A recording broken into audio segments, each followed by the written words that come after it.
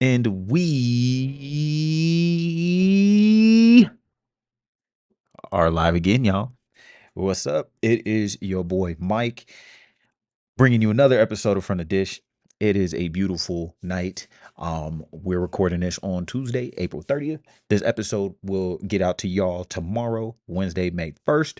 So all stats are after play on April 30th after play. So all the games are over. Actually, the Dodgers still have their whole B situation going on. Now, this wasn't going to be a topic, but since I'm on it and this is something that's like happening right now, this is kind of like a breaking news thing. Have y'all ever seen a beehive at a baseball game before? I feel like this is the first time that I've ever seen that at a baseball game. Like that is it's just random. Like imagine showing up to the ballpark. I don't know. First pitch is 7 o'clock, right?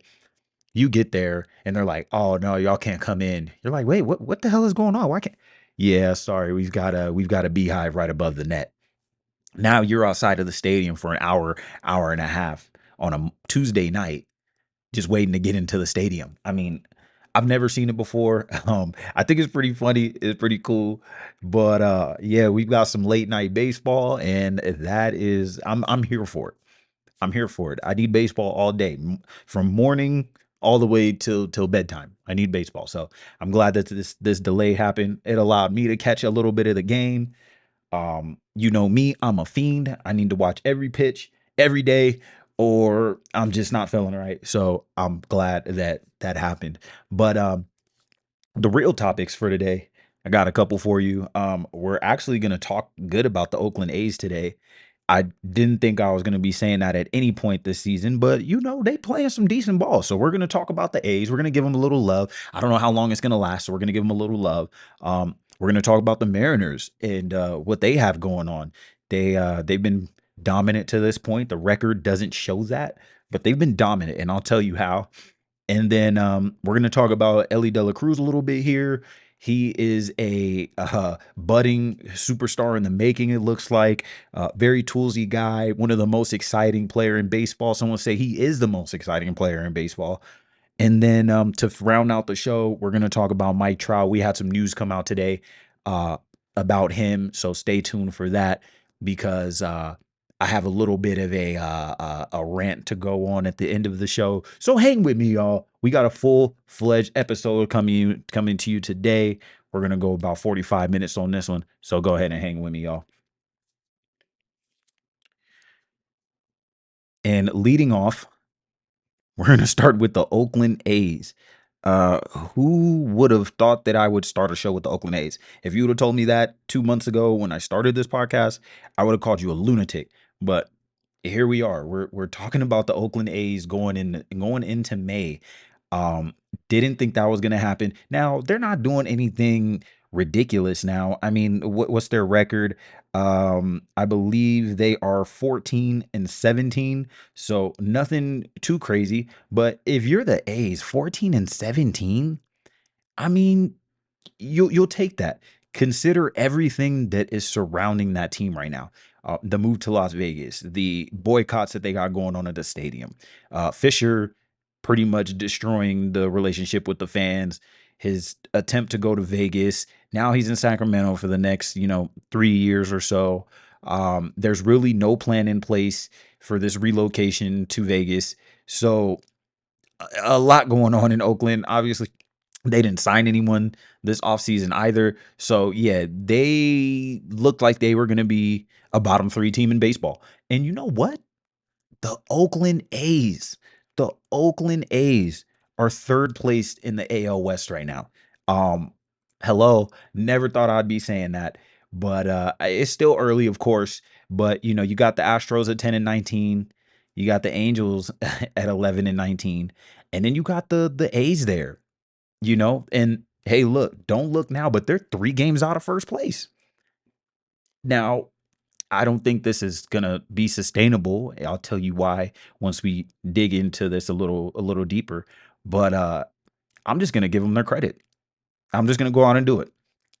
Later in the season, I may bash them again because somehow they fell off a cliff. But for now, let's celebrate the Oakland A's. If you're an Oakland A's fan and you're listening to this, cheers to you. So, how is Oakland winning games? That was my first question. I'm not watching the A's very much, truthfully. They have a couple guys that I do enjoy watching, and one of them is Mason Miller. I'm pretty sure you've heard his name. If you're on Twitter at all, this guy is a pitching highlight reel. He throws 102, 103. He's striking out 52% of the batters he's facing. 52%. Now, to strike out one out of every two batters over the course. Now, if you stretch that out over the course of a baseball game, 27 outs. I mean, you're talking about what, 14 strikeouts a game? That's unbelievable. That is unbelievable. Obviously, he's a reliever. He's not doing that, but it seems like every time he comes in, he's striking out the side. Mason Miller has been electric, and he was a name that we kind of heard a little bit in the A's prospect pool, especially if you watch the Aviators. Um, he was one of their guys. He was a top 5 prospect, if I'm not mistaken. And he's come out and he's pitched 0.87 ERA, and he's got 28 strikeouts in 13.1 innings. So, I mean, the guy is doing exactly what you would want him to do at the back end of your bullpen. And then he's got his buddy Lucas Urseg, and he's striking out 30% of the batters he faces. Now, 30% is already elite. Mason Miller's at 52%. So really put that in perspective. And you got these guys in the back end of the bullpen. You're talking about a 0.87 ERA for Miller. Lucas has got a 1.54 ERA. I mean, once it gets to the 8th and ninth inning, it's pretty much over. They're 9-0 when they're leading after 7 innings this season. So get the ball to your guys late. You have a lead, you're good to go. Obviously, you wish that you would have the lead in the late innings a little more if you're Oakland. But hey, look, the expectation was this team was going to lose and lose a lot. So you'll take any little bit of positivity here, and they have some. Um, and then I got to give a little love to Tyler Nevin too. I couldn't not give some love to him with his 830 OPS, which is above average. So yeah, they've got a couple of guys on there with some hot starts a month in, and they've been playing some decent ball. They've been a little fun to watch, honestly. When I have tuned in, um, so yeah, shout out to Oakland. And this Lucas guy, Lucas Ursay, he kind of came out of nowhere. So I did a little bit of a dive into like his background, and this guy spent 7 years in the minor leagues, and his 29th birthday is tomorrow, May 1st. So to debut at 28 years old, 29 years old, and to come out here and do what he's doing is incredible. Shout out to him. That's a great story. 7 years in the minors.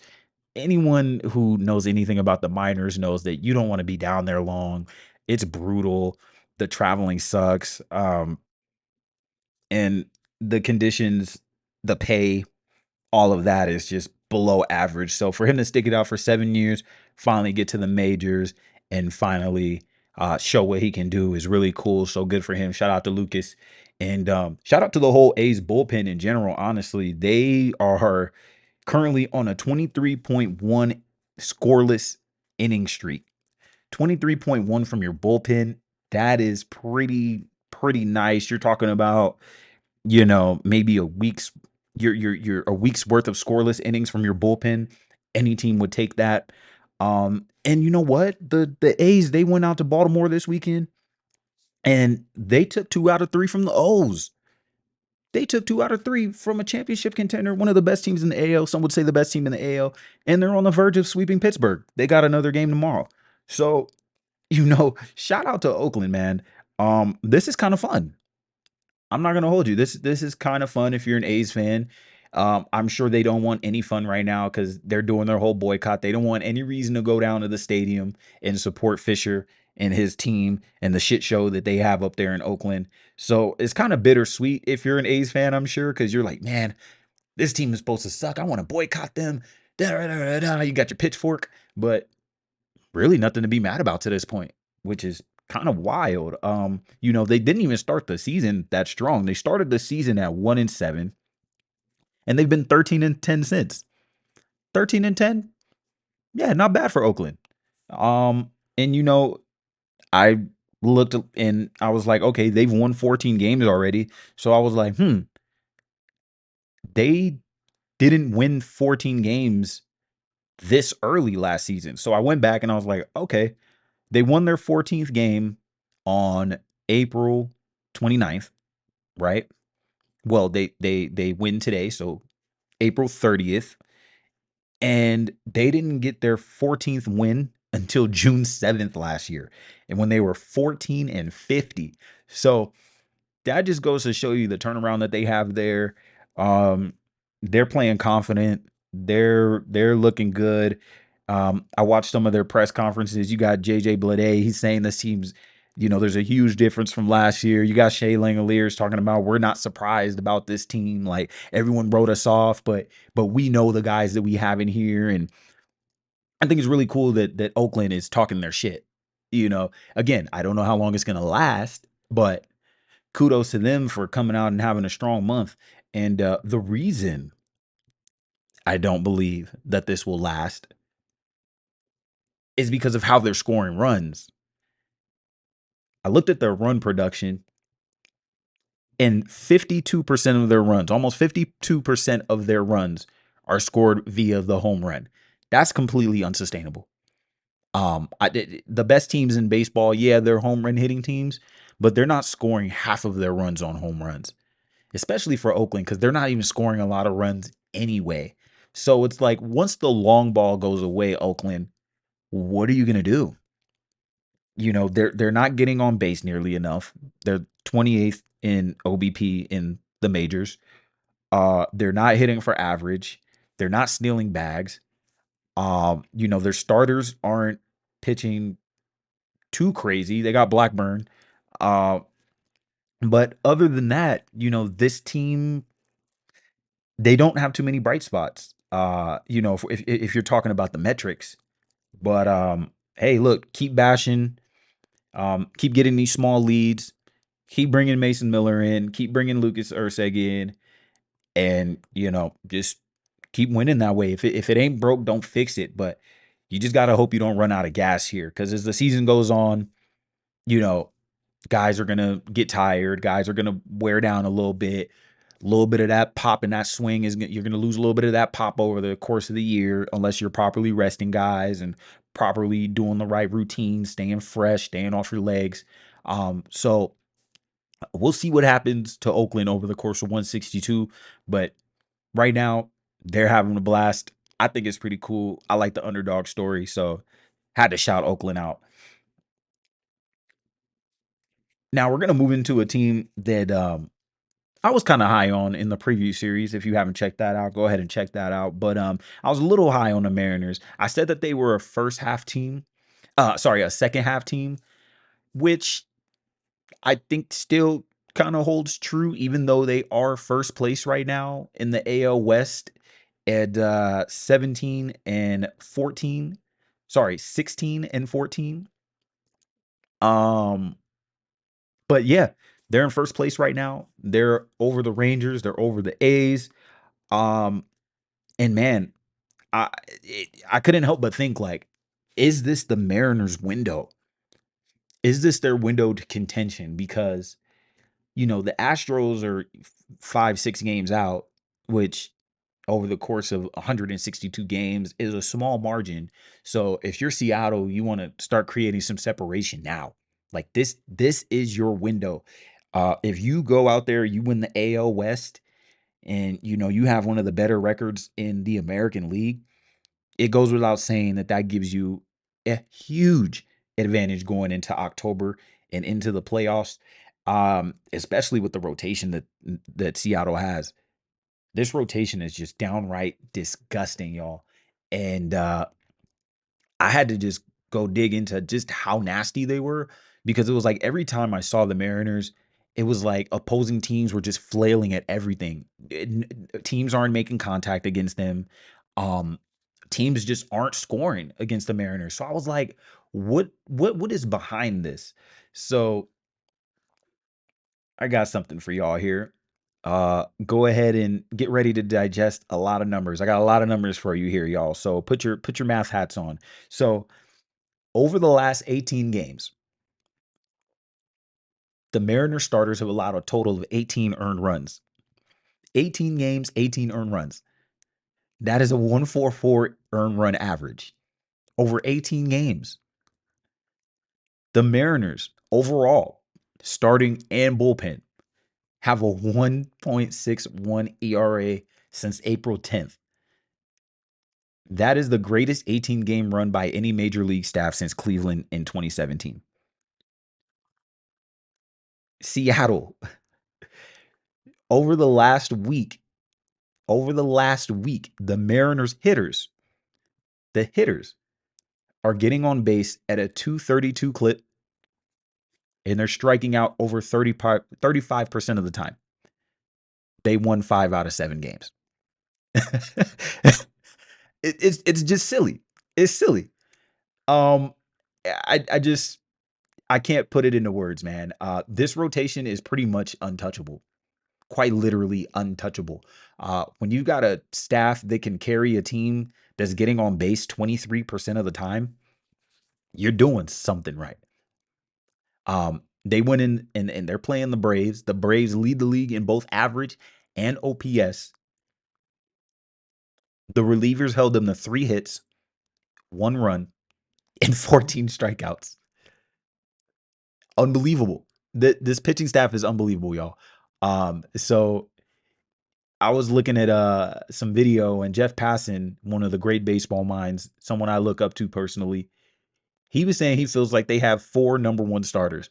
And you know what? I can't really argue with that right now with the way that they're pitching. I mean, every night they go out, they feel like they have a chance, whether it's Castillo, whether it's Emerson Hancock, this new kid that just came up and is covering for Brian Wu. Matter of fact, they still have Brian Wu on the shelf, who's expected to come back. What are you going to do there? Now you have a good problem. Now you have 6 really good starters. So do you put one of them as stretch role? Maybe you have Hancock and Wu kind of, be back end of the rotation length piece. You got George Kirby, you got Logan Gilbert, you got Bryce Miller. And mind you, these guys are they are all, with the exception of Castillo, 26 years or younger. 26 years old or younger. They have one of the most enviable assets of any team, and that's young, controllable starting pitching. And then, oh yeah, by the way, their bullpen has also been absolutely disgusting. And that's without Matt Brash. That's without Gregory Santos. This Mariners team, their pitching is doing exactly what we thought they would do. This is exactly what they should do. And you know what? The jokes kind of write themselves, because over the course of the offseason, we heard the GM. He said he just wants Seattle to win 54% of their games. And everyone absolutely clowned them. But hey, check this out, though. The Mariners right now have won 54% of their games, and they're sitting in first place, y'all. The jokes write themselves. So, really great what they've been doing. I got some more stats for you. I had to give you a quick break, but just to give you perspective on just how dominant they've been, the Mariners pitching staff ranks number 1 in all of baseball in quality starts, walks per 9, batting average against, whip, and average fastball velocity. They're number 3 in ERA, number 2 in first pitch strike percentage. And the Mariners are the only team with 5 starters who have thrown at least 3 quality starts. A quality start is six innings of 3-run ball or less, and they've all done that. All 5 of their starters. And again, they still have Brian Wu on the shelf, who's coming back very soon. This is your window, Seattle. So it's going to be really interesting to see how they move at the deadline. They have a GM, a president of baseball ops, who isn't shy about doing deals at the deadline. This is someone who's he's gonna do a deal regardless. He doesn't care if it makes his team better or worse. He's doing a damn deal. So if you're Seattle, you have to get a little excited about that. You would imagine he brings a bat in, because to this point, their bats just haven't been very impactful. Truthfully, I just told you they're getting on base at a 23% clip for a whole week. I mean, that's just, you're not going to win a lot of baseball games like that. But the crazy part is they have. So, if you're the offense, I know for me, if you're a position player and your pitching staff is going out there every night, they're busting their balls, they're doing the damn thing. As a hitter, you're just going out there and you're like, bro, I have to do something to help these guys because we're all in this together. We're a team. So as a hitter, that's your thing, and you get in the batter's box and you're like, I need to do something, and I don't know if that's hurting or helping the Mariners, but yeah, man. Right now the Mariners are currently bottom three in runs scored in all of the American League. Only Oakland and Chicago have been worse. So you're talking about two of the worst teams in baseball, and your offense has scored slightly more runs than both of them. That's alarming. Again, this is more of a second half team, like I said, but their main contributors have stunk to this point, and there's just no other way to put it. Julio Rodriguez, he's starting to come around a little bit, but he's off to a slow start. Jorge Polanco, who they traded for, he's not hitting at all. He's getting on base, but he's not hitting for real. Mitch Garver, who they also signed as a free agent this winter, he hasn't been doing much. Mitch Haniger, who they traded for, hasn't been doing much. Luke Raley, who they traded for, hasn't been doing much. Dylan Moore hasn't been doing much. So they got to start getting some contribution from some of these bats. Cal Riley, he's not hitting, but at least he's hitting for power. The rest of these guys, they haven't really been up to much. So Mariners, this is their window. If the Astros continue to struggle, which they're showing some signs, the Astros are. I mean, their bats are coming around a little bit more, but unless you start doing something, it's going to be a long summer. It's going to be a long summer. You still have to fight the Rangers. Right now, that looks like that's your only competition in this division. I'm not gonna write the Astros all the way off, but you've got a 6-game lead on them. You just gotta keep going, and don't give them any hope. You give the Astros a little bit of a window. Those guys are winners. I believe they're gonna come back and they're gonna make you pay for that. So Seattle, your window is now. Go ahead and get it going, y'all. Get those bats going. Julio Rodriguez was my MVP pick this year. That's looking bad so far. But again, we're only going into May, so we'll see what happens with that.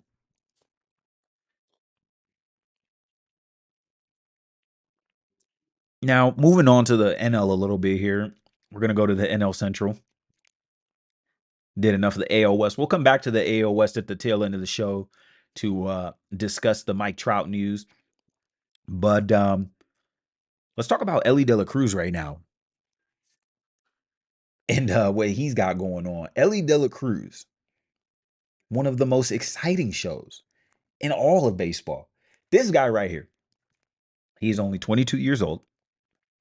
He is 6'5", and you can play him anywhere on the infield, really. I know his defense has been shaky, to say the least. But look, I got a cool little nugget for you guys. I thought this was cool. It didn't result in an out, but he threw the hardest pitch, the hardest throw ever recorded, Elly De La Cruz did. And it was 106.9 miles per hour. That is the fastest throw in MLB history. I watched the clip, and these are the things that frustrate me with Elly De La Cruz right here. This guy, I mean, you don't even have to be like a baseball fan to look at this guy and be like, yeah, this guy is different. Um, just everything he does on the baseball field, you just see the raw talent. The problem with Elly De La Cruz, he's still very young, so I'm not going to bash him too much, and he hasn't even played a full 162 games yet. But the problem is his talent may be just a little too raw right now. I think he's got to get his fundamentals down. And this throw was a perfect example of that because he just fielded a routine grounder. It was a routine grounder, little three hopper to shortstop, and he gloves it. It barely passed the infield grass, and this guy sets his feet and throws it as hard as he possibly could, which ended up being 107 miles per hour, which holy shit.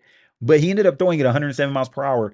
It goes and it bounces out of Candelario's glove because it was just too hot to handle. And it's like, yeah, Elly, that's great. Like, we know you have all the tools. You're a StatCast darling. Like, you go to his StatCast page, the numbers are gonna pop. You watch him, the tools are gonna pop, but man, you got to know when is the right time to do it. It was The bottom of the ninth inning, it was a 5-2 game, 2 outs. He probably was just like, "This game's over. Let me just see what I can do." But that's my biggest struggle with Elly De La Cruz. As talented as he is, he's just gotta find a way to put it all together here, a way to not be so raw and kind of get to the fundamentals a little bit because the talent is undeniably there. Um, and he's getting better this year. He has gotten better. Um, he only played 98 games last year. We're on game like 30 this year or whatever. But the numbers don't jump off the page. They don't necessarily, blow you away. His OPS is 767. Um, you know, 320 OBP. These are all, slightly above average. He's got 20 doubles, 20 home runs. So you do like to see that.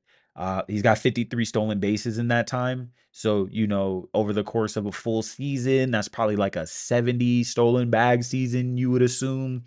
And maybe 25 home runs. I mean, who wouldn't take that? But you just got to see a little more calmness to him. Not saying, be less electric, Ellie, because that's what makes you who you are, and that's why we love you and we love to watch your game. But he's got to reel it in a little bit. But enough of that. Let's get into his numbers. Um, let's get into his numbers a little bit here. I'm pulling them up right now. Uh, the good thing about Ellie too is that once he gets on the base paths, which he's doing more of this year, his OBP right now is currently 390. You get on base 40% of the time, you're having a hell of a year. And he sets the tone on the bases for better or for worse, because he'll run into outs, but he's a very alert base runner, if that makes sense. He's very alert, but at the same time, he can be a little boneheaded. Um, and that sets the tone for the team. The Reds, they currently lead all of baseball in stolen bases with 54. So you love to see that. You love to see him set the tone for the team and have them come out and steal more bags. I think that's wonderful. But what really blew me away with Ellie is they're saying that he's gonna have one of the most dangerous stolen bag seasons ever. And that's not hyperbole, because he's currently on pace. Let me refresh this just in case, and also let me put my glasses on. But this guy, Ellie De La Cruz, is on pace for 101 stolen bases. That's Ricky Henderson territory. 101 stolen bases. He would get caught stealing on 17 of them. But you know what? You get 101 bases, bro. You can get caught 17 times. I don't give a damn. And then 106 RBIs, 45 home runs, 145 runs scored. Uh, yeah, 201 strikeouts is a lot. But look, if you're gonna give me 106 ribbies, 101 RBIs, and you're gonna score 145 runs, I'll take it. I'll take it any day of the week. And obviously, these are projections.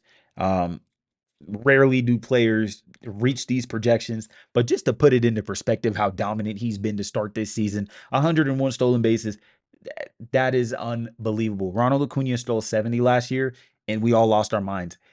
Ellie's on pace for 30 more than that. So just take that into account. And he's gotten better in every sense of the game this season. His defense has definitely taken a step forward. I know I bashed him for like 5 minutes earlier, but his defense has taken a step forward. His glove is getting better. He's starting to get a better feel for base runners and knowing when to throw the ball, where to throw the ball. He's learning to not be as wild. His footwork still needs a lot of work, in my opinion. But I mean, regardless, he's, you know, a 6'5" shortstop. I'll take that any day of the week.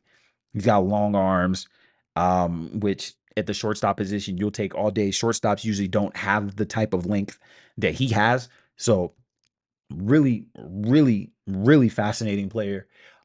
He's not chasing the ball as much. Uh, Last year, he was swinging at a lot of breaking balls out of the zone. He would expand the zone on himself at times. But this year, he's cut down on his chase rate a lot. He's done a better job of staying within the strike zone, and he's making hard contact when those pitches are in the zone. His walk rate is going up. He he's getting more and more at bats because they got him at the top of the lineup. He's making better contact. He's putting the ball in the air, as opposed to ground balls, which, for someone with his speed, a ground ball isn't always a bad thing, but to elevate the ball really works to his benefit too, especially if he can find grass. Because once he's on the base paths, I mean, who's to say this man can't get a triple every single time? It feels like. So he is having a dream come true type of season. Um, so shout out to Elly. I had to give him his credit, especially after the homestand he just had. Um, he had a really, really strong week at home. Um, he slashed 400 batting average, 571 OBP, 750 slugging. Unbelievable. So had to shout this guy out. He's a human highlight reel. I mean, just about anything he does on a baseball field looks cool. So shout out to you, Elly. I really hope Elly continues to have this great season that he's having, not only because it's fun, but because, the Reds being relevant is kind of cool. I hate to not see Joey Votto there. That's my guy. That was his team for a very long time. But very, very cool to see Elly De La Cruz prosper here in Cincinnati.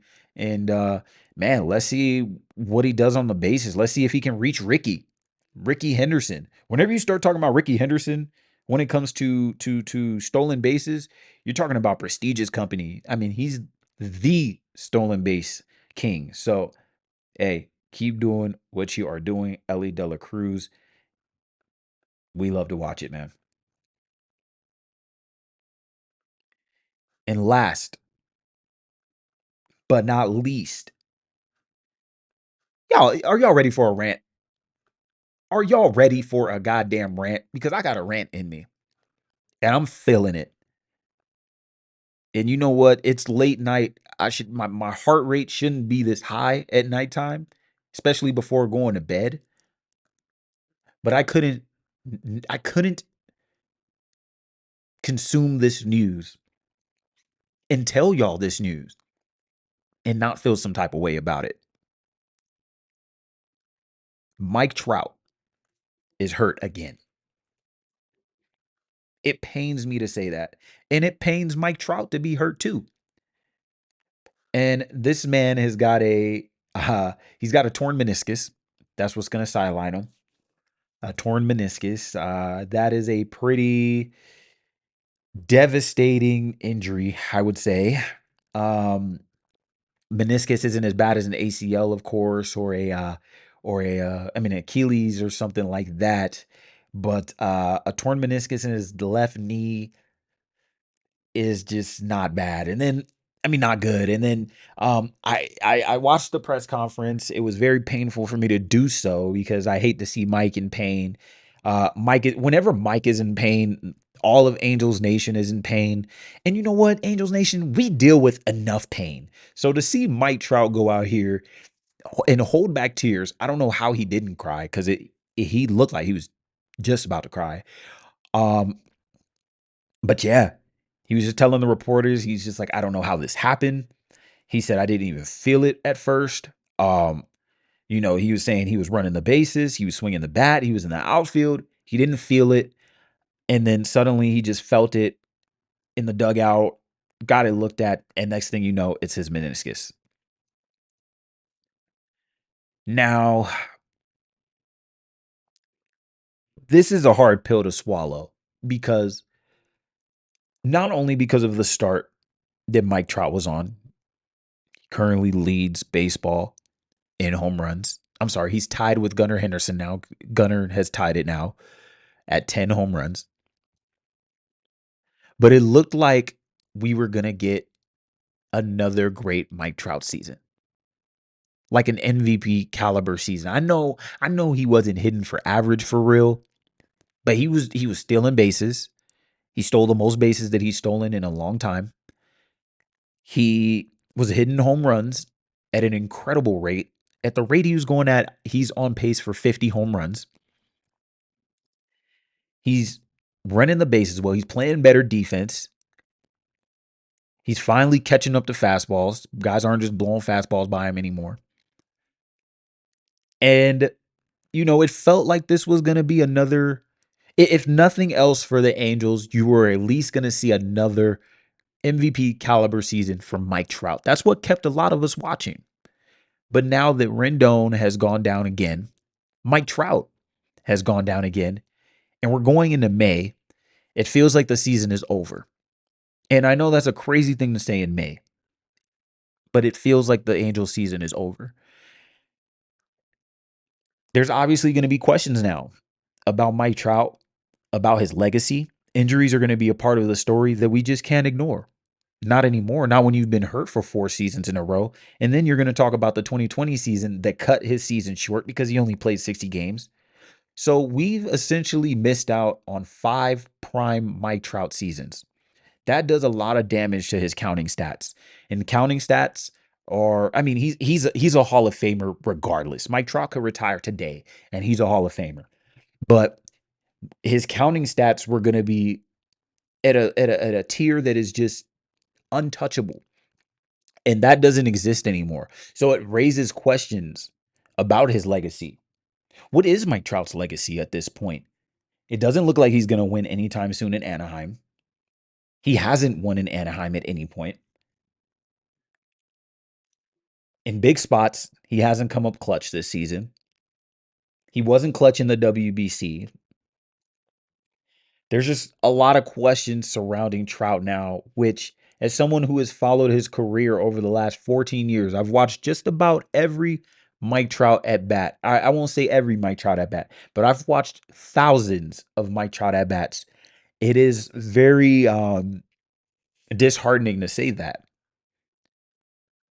So now, not only is his legacy in question, which was already very questionable to begin with, what will he be remembered for? And what does Mike Trout look like moving forward? This meniscus tear will probably keep him out until the All-Star break at best, I'm sure. His birthday's in August. He'll be 33 this August, so he's not getting any younger. Your body doesn't heal any faster once you get to that age, and you don't get less injury prone as you get older. You get more injury prone. So it just gets scary. And then, for the Mike Trout aside, what do you do if you're the Angels? Because now, here we go again. No Anthony Rendon, no Mike Trout, and it's the same old, same old. So a lot of questions here for Mike Trout. A lot of questions for the Angels, a team that already didn't have they didn't already have enough bright spots during his tenure. So I just want to say this too. This does go back to his legacy. Not only is he going to have an injury prone tag on him for the rest of his career, whether he gets hurt again or not, you can't ignore the last 4 years. The question is, will anyone who's not an Angels fan ever truly understand just how great he was? Mike Trout, or is, I should say is. His career isn't over. But will we ever, at the end of it, when he's retired and, I think his contract goes through 2030 or whatever it is. So, it's 2030 and we're looking back. Will we truly understand just how great he is or was? And that's for people who aren't Angels fans, because truthfully, let's be honest, who's really watching Angels games? If you're not an Angels fan, who is really sitting down and consistently watching Mike Trout at bats? Especially if you live on the East Coast, you're not staying up until 10 o'clock, especially not to watch the Angels. He hasn't played in the playoffs, the biggest stage where pretty much everyone watches at that point. Most people don't watch the regular season. So his legacy now is in question. He has been one of the best players I have ever seen. He has been the best Angel of all time. And it's really bittersweet to see his career just tailspin like this. And, you know, what can we expect moving forward? Because now at this point, I feel like he's going to get hurt every year. It feels like it. It feels like it, man. All this year, as I was watching him this year, I'm just like any minor inconvenience that happened. Like I saw him run down the first base line, and like he kind of stumbled a little bit. I was like, oh shit, is he hurt? And like there was another time where he was in center and he ran into the wall, didn't catch the ball like dribbled off the wall, and he was laying on the ground, and I was like, oh shit, like here we go, So it's like you expect it at this point, which is a horrible, horrible thing to think, especially for a player that has been your franchise and a fabric of your baseball life for a decade and a half. So it's very disheartening. And this not only sucks for baseball, for Angels fans, but this sucks for baseball fans too. And if you're the Angels, you now know that this Mike Trout contract, I mean, if there was ever a time for him to be traded, that's over. He now has an untradeable contract. No one's going to want him because you expect him to get hurt every year. This was the one year where it was time for him to not establish value because we know the value of Mike Trout. Like if he comes to your team, you feel pretty good about it, of course. But now the value, just because of the dollar amount of his contract, the years left on the contract, the injury history during the time of the contract. Angels, you're stuck with this contract now. You're stuck with Rendon and you're stuck with Trout, and they're both dead money, and they've both played. I believe Mike Trout's played 38% of the games in the last 4 years. Rendon has played like 28% of the games over the last 4 years. That is just that is just awful. So we got to do something if you're the Angels. I think now this signals it's time to blow it up. I don't know what you're gonna blow up because now you don't have any tradable pieces. Should have traded Otani 2 years ago. I stand on that hill. So now you're in a black hole if you're the Angels. You're a bad team. You're not getting that high of draft picks, and you have two old injury prone former superstars. It's unbelievable. It's disgusting. And truthfully, I just have no more words for it. So, as you guys know, I hate to leave the show on a sour note. So, I'm going to leave you guys with some good news. And that good news is we have a whole slate of baseball for tomorrow, and we have some day games. If you're like me, you enjoy day games. Day games are special. There's something about them that's just different than a night game. So, we have a whole slate of baseball for tomorrow on Wednesday. And Tuesday was a great baseball night too. We had a lot of dramatics. We've got the Dodgers playing right now, hoping that has a dramatic finish. And buckle up, guys. April's behind us. May's coming up. And now we're starting to see who's real and who's not. So hang in. And with that, we're leaving the From the Dish podcast. Again, tell your mama, tell your sister, tell your granny. At From the Dish on all social media. At From the Dish. Feel free to share it with anybody you love, anybody who loves baseball. Have them hit the follow, subscribe. If this is your first time listening, hope you enjoyed it. And I'll see y'all next week.